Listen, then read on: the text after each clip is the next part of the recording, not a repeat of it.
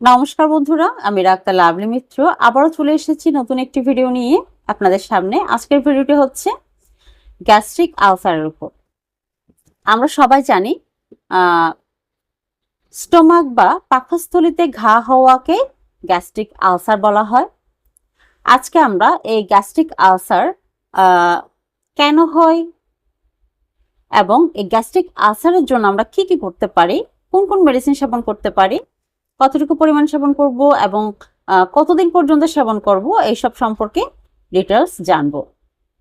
আমি প্রথমে বলি গ্যাস্ট্রিক আলসারের যে প্রাথমিক সিমটমগুলো দেখে আপনারা বুঝতে পারবেন যে আপনার গ্যাস্ট্রিক আলসার হয়েছে। সেই সিমটমগুলো যেমন ধরেন বুকে জ্বালা পোড়া করবে, অথবা পেটের উপরের অংশে একটা চিনচিনে ব্যথা থাকবে, বা অনেকে যে দেখা যায় বুকের মাঝখানে চিনচিনে ব্যথার পরে বুকের মাঝখানে একটা চাপবোধ সৃষ্টি হয় এবং সেই চাপবোধের কারণে একদম পিছন অবধি বুকের পিছন অবধি ব্যথাটা ছড়িয়ে যায়। অতিরিক্ত তেলে ভাজা বা ভাজা পোড়া বা ফাস্টফুড জাতীয় খাবারের কারণে এটি হয়। যারা খুব কম পরিমাণে পানি পান করে তাদের বিশেষ করে এই প্রবলেমগুলো হয়, এবং যারা বসে থেকে বেশি কাজ করে বা চা কফিতে অভ্যস্ত বেশি, মশলাদার খাবারে অভ্যস্ত বেশি, তাদের কিন্তু এই গ্যাস্ট্রিক আলসার হওয়ার সম্ভাবনাটা সবচেয়ে বেশি থাকে। অনেকে দেখা যায় নাভির চারপাশে চিনচিনে ব্যথা করে, এবং সকালে ঘুম থেকে ওঠার পরে যখন কোনো কিছু খায় সাথে সাথে বমির ভাব আসে বা বমি হয়ে উঠে যায়, এবং বমির স্বাদটি হয় তিক্ত স্বাদ, তিতা তিতা একটা স্বাদ। এটি বিশেষ করে হয় পাকস্থলীর পাচক রসের যে কেমিস্ট্রি পরিবর্তন করে তার ফলে। তো অনেক সময় দেখা যায় বমির সাথে একটু খয়েরি কালারের রক্তপাত হতে। যদি বমির সাথে কোনো না কোনো ভাবে আপনি রক্ত দেখেন, সেটা শুকনো হতে পারে, ছাড়া ছাড়া হতে পারে, বা ছিটকা দিলে যেরকম এরকম হতে পারে, আবার ডাইরেক্টলি রক্ত হতে পারে, সেটি খয়েরি কালার হবে, অর্থাৎ রক্তটি খুব ঘন হবে। এই ধরনের রক্ত যদি দেখেন তাহলে সাথে সাথে আপনাদের নিকটস্থ ডাক্তারের পরামর্শ নিবেন, এবং উনি ডাক্তার যে যে পরীক্ষাগুলো করতে বলবে সেটি করবেন। কারণ অনেক সময় আলসারের তীব্রতার কারণে কিন্তু এই সিমটমগুলো দেখা যায়। কোনো কিছু খাবারের পর 1-2 ঘন্টা পর পেটে ব্যথা হওয়া, কারণ 1-2 ঘন্টা পর খাবার হজম হয়ে যায়, যখন পেট খালি হয় আবারও পেটে ব্যথা হয়, আবার যখন কিছু খাই খানিক উপশম থাকে, যখন আবার ঘন্টা দেড়েকের পর আবার যখন পেট খালি হয়ে যায় আবার পেটে ব্যথা সৃষ্টি হয়। এই ধরনের যদি পেটে ব্যথা সৃষ্টি হয় সেক্ষেত্রে কিন্তু আপনি অনুমান করে নিতে পারেন এটি আপনার গ্যাস্ট্রিক আলসারের এক প্রকার সিমটম।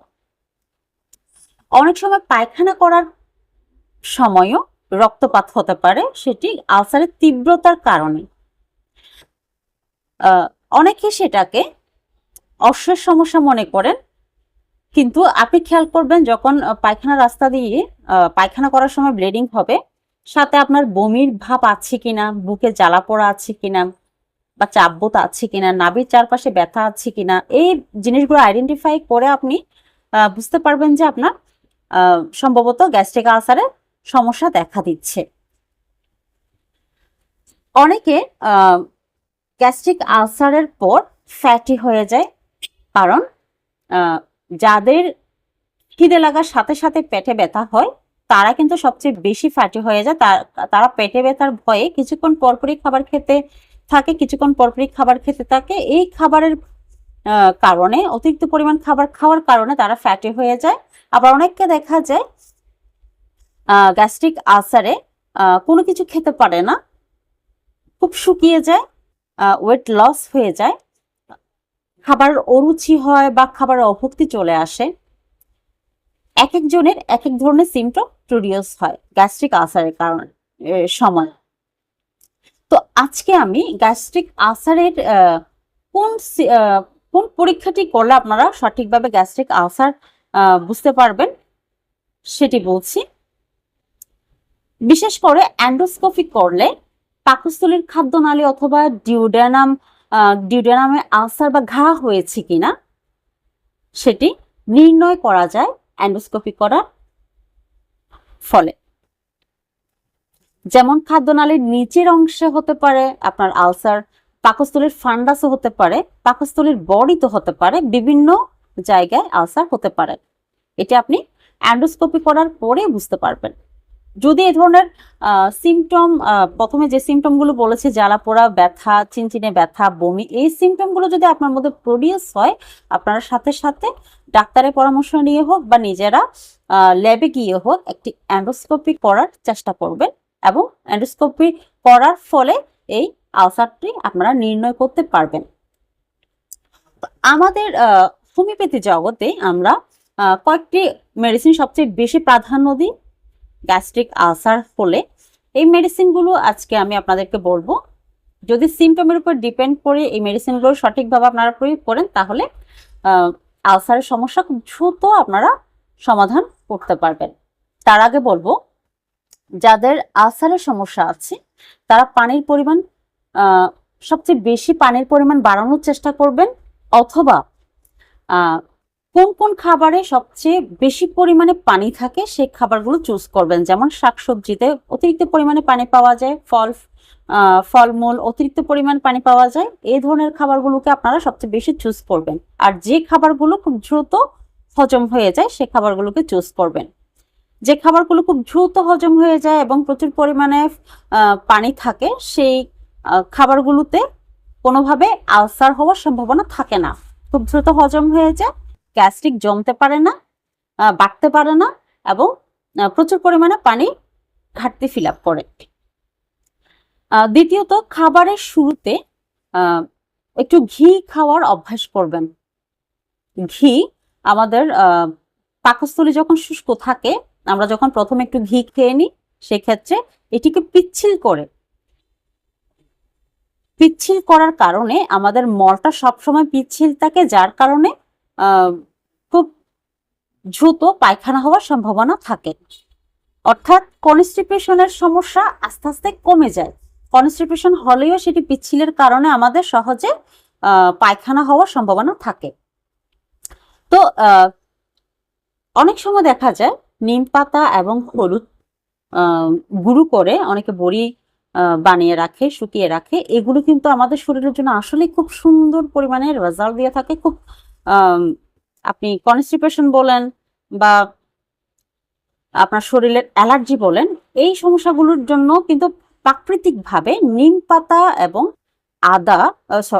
হলুদ, এই দুটি জিনিস, নিম পাতা এবং হলুদ, এই দুটি ন্যাচারালি খুব শরীরের জন্য খুব সুন্দর রেজাল্ট দিয়ে থাকে। হলুদ কিন্তু আমাদের পায়খানা নরম করে, নিম আমাদের রক্ত পরিষ্কার করে। এই দুটি যদি প্রাকৃতিকভাবে আপনি প্রয়োগ করতে জানেন বা করে থাকেন, তাহলে কিন্তু আপনার শরীর খুব সুস্থ থাকবে এবং চাঙ্গা থাকবে। প্রতিদিন রাত্রে অন্তত আধা চামচ, 1 চামচ হোক বা আধা চামচ হোক, আপনি ক্যাস্টর অয়েল খাওয়ার চেষ্টা করবেন। সেটি গরম পানিতে হোক বা গরম দুধের সাথে মিশিয়ে হোক। এটি আপনার পাকস্থলী সবসময় পিচ্ছিল রাখবে এবং ক্লিন রাখবে। আঁশযুক্ত খাবারের প্রতি আমাদের সবসময় খেয়াল রাখতে হবে। আঁশযুক্ত খাবার, যেমন ধরেন রেসিপিগুলো ভুসি আছে, বিভিন্ন সবজির খোসা থাকে, ডাটা থাকে, এগুলো হচ্ছে আঁশযুক্ত খাবার। এগুলোতে আমাদের পায়খানা সবসময় পায়খানা করতে সবসময় আমাদেরকে সাহায্য করে। এই জন্য আমাদের এইসব খাবার আমাদের সবসময় খেতে হবে এবং এই নিয়মগুলোর মধ্যে আমাদের থাকতে হবে যদি শরীরকে সুস্থ রাখতে হয়।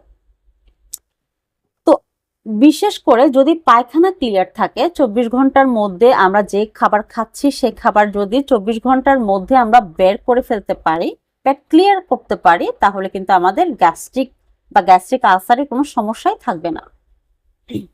এবার আসি, আমরা কোন কোন মেডিসিনগুলো নিব হোমিওপ্যাথি জগতে। আমার প্রথম মেডিসিন হচ্ছে কার্বোভেজ। কার্বোভেজের সিমটম,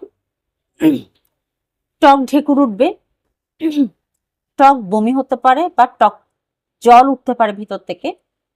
এবং টক ঢেকুর যখন উঠবে, দেখবেন আপনার পেট যে ফাঁফা হয়ে আছে সেটির খানিকটা উপশম বোধ হবে। প্রচন্ড পরিমাণে কিন্তু গ্যাস থাকবে আপনার পেটে।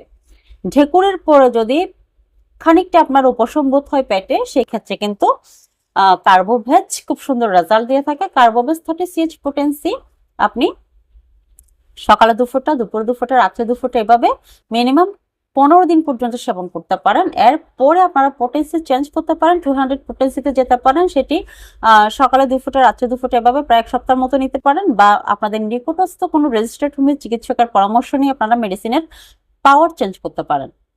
এরপরে যে মেডিসিন সেটি হচ্ছে রুবিনিয়া।